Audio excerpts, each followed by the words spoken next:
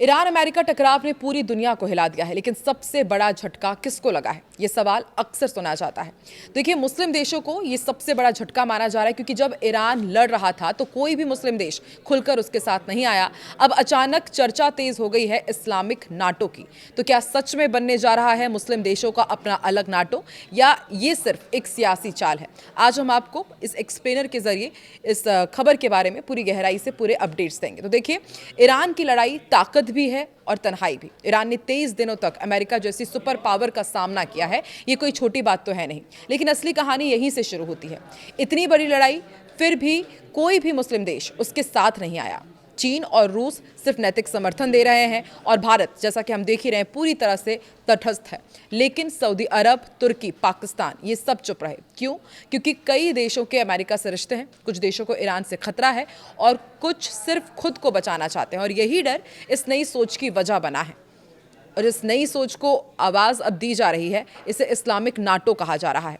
पुराना आइडिया है, लेकिन टाइमिंग नहीं है। इस्लामिक नाटो कोई नया शब्द नहीं है। पहले भी सऊदी अरब ने इस्लामिक मिलिट्री अलायंस बनाने की कोशिश की थी, लेकिन वो पूरी तरह सफल नहीं हो पाया। और अब फिर यही आइडिया सामने रखा जा रहा है, लेकिन इस बार वजह थोड़ी ज़्यादा गंभीर हो जाती है। रियाद में तुर्की, सऊदी अरब, मिस्र, पाकिस्तान, इन चारों देशों ने दरअसल एक बैठक की। इसका एजेंडा यही था, सुरक्षा सहयोग हो, मिलिट्री कोऑर्डिनेशन पर बातचीत हो, क्षेत्रीय समस्याओं का समाधान हो। यानी साफ है, ये देश अब दूसरे देशों पर निर्भर नहीं रहना चाहते हैं। अब आते हैं सबसे अहम सवाल पर कि पाकिस्तान इसको लेकर के इतना एक्टिव क्यों है। देखिए, पाकिस्तान की स्थिति जरा समझनी होगी। एक तरफ भारत है, दूसरी तरफ अफगानिस्तान की अस्थिरता है, ऊपर से ईरान अमेरिका तनाव, यानी चारों तरफ से प्रेशर ही प्रेशर। और सबसे बड़ा डर पाकिस्तान को यह सता रहा है कि कहीं वो अकेला ना पड़ जाए। और इसीलिए पाकिस्तान चाहता है कि एक मजबूत ब्लॉक बने, जहां उसे सब जगह से सपोर्ट मिले और जरूरत पड़ने पर सैन्य मदद भी मिल जाए। और यही आता है उसका सबसे बड़ा कार्ड, न्यूक्लियर हथियार। यही वजह है कि इस गठबंधन में पाकिस्तान की अहमियत बहुत बढ़ जाती है। चार देशों की ताकत, ये भी हम आपको समझाते हैं कि यदि ये साथ में आते हैं तो संभावित गठबंधन की असली ताकत क्या होगी। सबसे पहले बात करते हैं तुर्की की। तुर्की के बारे में हम जानते हैं कि तेज़ी से बढ़ता हुआ डिफेंस सेक्टर है, ड्रोन टेक्नोलॉजी में लीडर है, और खुद के फाइटर जेट ये बनाता है। तो ऐसे में इसका जो शक्ति प्रदर्शन है वो कई बार हमने देखा भी हुआ है। और सऊदी अरब की बात की जाए तो इनके पास पैसा है, तेल है, टेक्नोलॉजीज़ में भारी निवेश इसने कर रखा है, और अमेरिका के साथ इसके रिश्ते बहुत मजबूत हैं। मिस्र की यदि बात की जाए तो अरब दुनिया की सबसे बड़ी आबादी है मानी जाती है, मजबूत और अनुभवी सेना इनके पास है। वहीं यदि पाकिस्तान की बात की जाए तो न्यूक्लियर पावर है, और स्ट्रैटेजिक लोकेशन इसकी सबसे बड़ी ताकत बन जाती है। कैसे? इसका चीन और एशिया कनेक्शन बहुत स्ट्रांग हो जाता है, और इसलिए यदि ये चारों देश मिल जाते हैं तो एक नया पावर ब्लॉक बन सकता है, जो मिडिल ईस्ट की राजनीति बदल सकता है।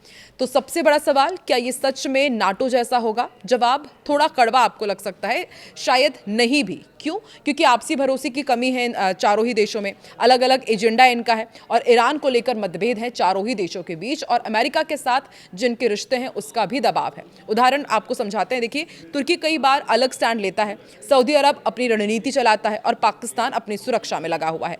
यानी एकजुटता उतनी आसान है नहीं जितनी दिखती है।